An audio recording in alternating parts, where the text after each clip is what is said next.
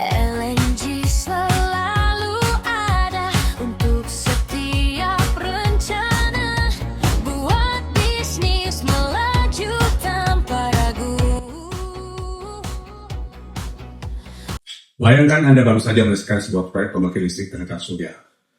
Investasi ratusan juta dolar, mungkin 300 juta dolar, bentangan hamparan solar surya tertata dengan baik, puluhan hektar, kemudian kabel-kabel di bawahnya terlihat tertata dengan rapi. Anda juga melihat inverter sudah terpasang dengan baik. Sebagai investor, Anda merasa lega, akhirnya proyek Anda terwujud.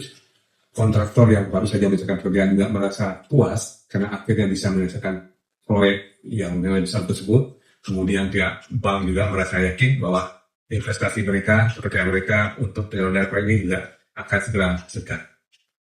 Tapi tidak ada yang mengira. Suatu malam, terjadilah badai besar, diikuti oleh hujan yang deras, yang menyebabkan rusaknya sebagian dari panel surya yang sudah terpasang itu. Panelnya berterbangan dan cerabut dari strukturnya, kemudian kabel-kabel mulai terurai, kontraktor patah dan hilang, sehingga tidak bisa dipungsi lagi. Hasilnya, berapa hektar dari solar panel itu yang terrusak. Nilai kerugian yang bisa timbul mungkin puluhan atau belasan juta dolar. Dan untuk itu diperlukan biaya kembalikan. Tapi yang tidak sangat besar adalah terjadinya penundaan produksi. Karena diperlukan waktu untuk memperbaiki, mendatangkan kembali solar surya, memasangnya, dan mensinkronnya yang sudah terbangun. Akhirnya, tidak hanya kerusakan, perbaikan yang harus dilakukan dengan biaya yang tiba-tiba muncul, kemudian juga menyebabkan penghasilan yang sudah diharapkan tidak bisa terjadi, sementara pihak bank sudah memperhitungkan akan ada mulai pembayaran dan sebagainya. Tidak ada yang salah dengan desain sudah dengan baik, kontraktornya sudah ada pengalaman. Tapi ada hal yang kurang menjadi prioritas pada saat awal, yaitu desain dari manajemen risiko dan asuransi. Saya sudah di Siemens Broker, berpengalaman lebih dari 30 tahun di bidang broker asuransi. Satu bidang saya adalah di engineering, procurement and construction. Saya ada pengalaman mengenai berbagai jenis proyek, dari civil, energy, power, dengan nilai ratusan juta dolar, dan juga sudah mampu menyelesaikan puluhan mungkin ratusan klaim berbagai jenis, termasuk di bidang energi. Salah satu klaim yang sangat ramai kali ini adalah sebuah klaim di bidang pembangkit listrik, construction pembangkit listrik, ini sekitar 90 miliar yang sedang berproses. Nah, bicara mengenai energi surya, kita sudah lama mendengar ini, dan isu ini sudah menjadi prioritas. Tapi sejak pecahnya perang antara Israel, Amerika, dan Iran, sekitar 2-3 minggu yang lalu, itu menyebabkan seluruh dunia berpikir untuk mencari energi alternatif. Karena akibat perang tersebut, jalur pengiriman minyak bumi dari Timur Tengah ke seluruh dunia, khususnya ke Asia, melalui Selat Hormuz, terganggu. Bahkan nyaris tertutup, sehingga sekitar 20% aliran minyak bumi ke seluruh dunia yang sangat dibutuhkan oleh dunia itu berkurang. Akibatnya, negara-negara yang sangat tergantung kepada sumber energi minyak itu mulai mengalami kekurangan bahan baku, termasuk Indonesia. Indonesia sudah masuk ke tahap pengurangan penggunaan, negara lain tertentu juga sudah. Indonesia sangat beruntung karena Indonesia berada di khatulistiwa atau ekuatorial, posisinya tepat di tengah-tengah pusat bumi, di lintasan matahari, sehingga matahari bersinar penuh di atas Indonesia, mulai dari jam 6 pagi sampai jam 6 sore. Yang itu merupakan kekayaan yang tak terhingga besarnya bagi Indonesia, dan berbeda dengan negara-negara lain, terutama negara yang berada di belahan utara maupun selatan, yang mana matahari tidak bersinar sepanjang yang ada di Indonesia, mungkin hanya berapa jam, 6-7 jam, dan juga mereka mengenai musim hujan, setiap musim dingin, musim matahari tidak bersinar dengan baik. Nah, sayangnya, meskipun Indonesia mempunyai potensi energi listrik yang tenaga surya yang lebih besar, tapi ini membutuhkan investasi besar. Nah, di balik investasi yang besar itu tersimpan juga risiko-risiko yang perlu diperhatikan sejak awal. Sebagai gambaran, pembangkit listrik tenaga surya itu mengandalkan sinar matahari sebagai sumber energinya. Untuk itu diperlukan ada yang semuanya panel surya, sebuah lembaran terdiri dari kaca ukuran mungkin 2-3 meter, tebalnya tempat sinar matahari masuk dan disimpan. Kemudian sinar matahari itu ditampung dan dikirimkan melalui kabel-kabel. Kemudian energi sinar matahari itu dirubah menjadi energi listrik melalui namanya elemen inverter. Setelah dikumpul semua dari sekian banyak panel, ribuan ribu jutaan panel itu dikumpulkan menjadi suatu tempat untuk disalurkan menjadi energi listrik. Rata-rata investasi atau pembangkit PLTS itu dengan umur pemakaian antara 20 sampai 30 tahun.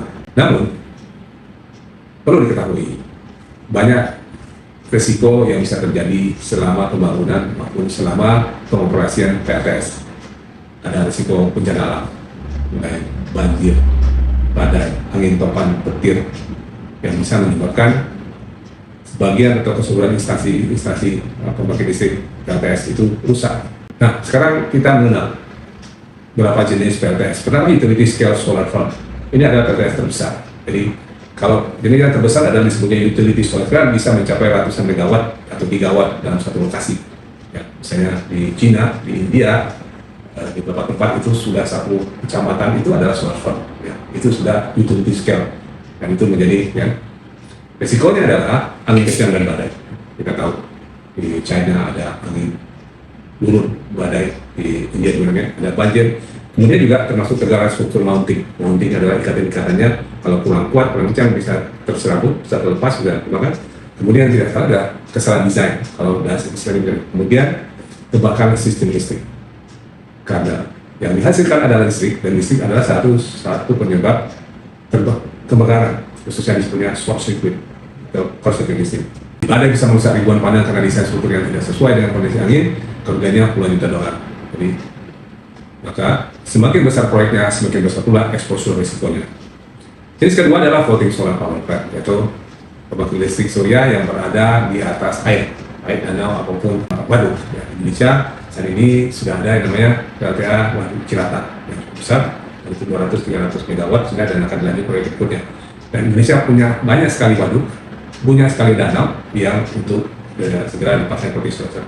Namun risikonya adalah kalau berangkat dari floating solar ini ada gelombang air, ya, walaupun danau, walaupun waduk, satu saat gelombangnya bisa tinggi, bisa merusak struktur. Yang kedua risikonya adalah berkarat atau korosi. Ya. Berikutnya adalah kegagalan mooring system. Mooring system adalah pengikatan solar cell kepada sesama solar cell ataupun ke kaki-kaki yang ditanamkan di bawah. Kemudian risiko berikutnya adalah kabel bawah laut, kabel bawah air. Ya. Listrik yang terkumpulkan adalah dibikinkan melalui kabel yang berada di bawah, kabel yang bisa rusak, bisa kemasukan air, bisa korslet. Kemudian ada view value. Kasus panel hanyut karena sistem pengikat gagal saat badai. Risiko yang bisa terjadi adalah panelnya hanyut karena ikatannya lepas. Floating solar mengurangi risiko lahan, tetapi meningkatkan risiko engineering. Jadi dari segi lahan tidak mengurangi lahan daratan karena memang permukaan air di danau atau di laut itu memang selama ini tidak dimanfaatkan, tapi dari segi engineeringnya dia lebih tinggi risikonya. Nah, rooftop solar industri dan komersial. Nah, ini yang saat ini kami banyak sekali di sini yang beroperasi di rooftop, yaitu di atas atap rumah, atap perkantoran, atap industri. Nah, risikonya adalah kebakaran terhadap inverter. Kami sudah menyelesaikan beberapa klaim akibat inverter terbakar, struktur atap tidak kuat, itu terjadi kerusakan konsentrasi overloading listrik. Dan kami juga hari ini juga menyelesaikan satu klaim kami juga solar cell-nya kebakar karena pabriknya terbakar. Oke. Kasusnya kebakaran inverter menyebabkan pabrik berhenti beroperasi. Kerugian bukan hanya aset tapi juga bisnis. Ada bentuk lain, solar battery storage atau BESS. Ini adalah masa depan energi, namun risikonya meningkat drastis. Risiko utama thermal running, ledakan baterai. Mungkin seperti yang adalah contohnya adalah baterai mobil, yaitu kumpulan listriknya adalah baterai dikumpulkan, tapi potensi terjadinya kebakaran akibat overheating memanasnya seperti itu menjadi kebakaran lithium ion, sistem pendingin yang gagal.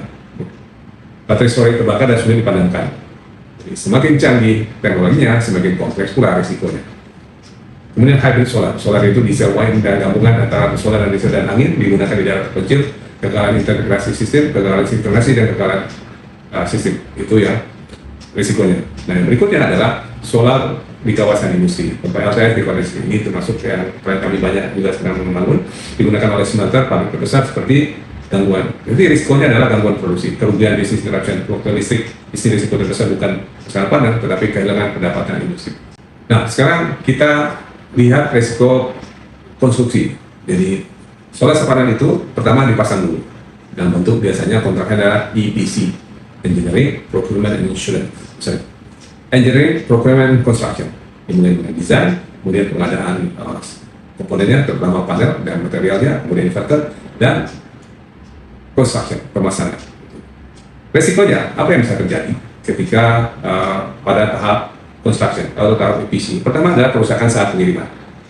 Mengirimkan panel itu perlu berhati-hati, perlu metode khusus sehingga panelnya tidak pecah.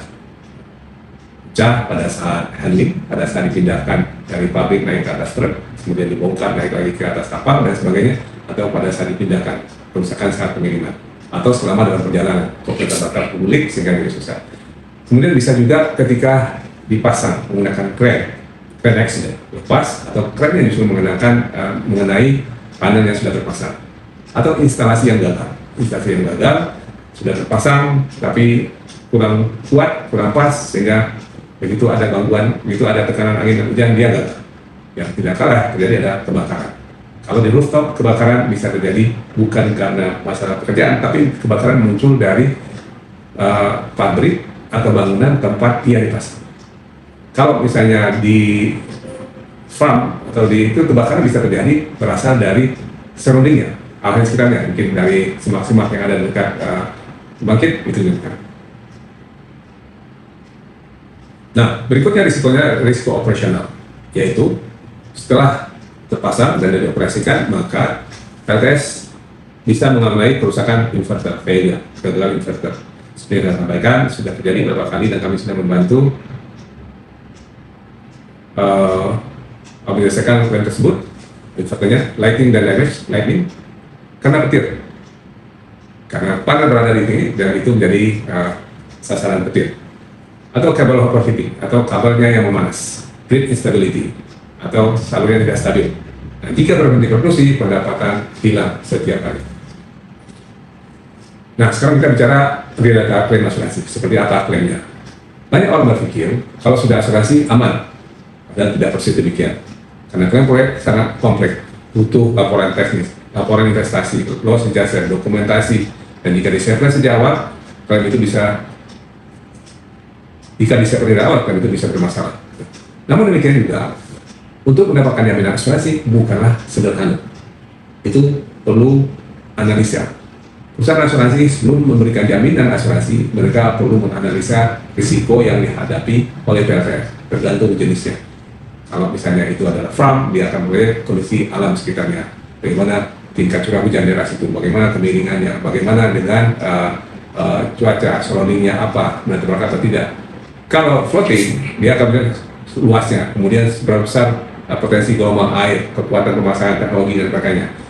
Kalau misalnya itu adalah untuk rooftop, dia akan menanyakan di atas apa dipasang jenisnya, apakah perkantoran, apakah pabriknya jenisnya apa, apakah pabrik plastik atau pabrik keramik dan sebagainya. Itu perlu dianalisa oleh kita. Ya. Nah, kemudian tantangan berikutnya adalah apakah ada kapasitas reasuransi. Untuk nilai yang besar, perusahaan asuransi tidak menanggung sendiri risikonya, perusahaan asuransi membutuhkan jaminan berikutnya reasuransi. Apakah untuk nilai tersebut ada kapasitas reasuransi? Jadi asuransi kelihatannya sederhana, tapi tidak. Itu perlu informasi, perlu ahli seperti kami broker asuransi yang melakukan evaluasi, memberikan rekomendasi, menyusun laporan sehingga dapat meyakinkan perusahaan asuransi untuk memberikan jaminan asuransi.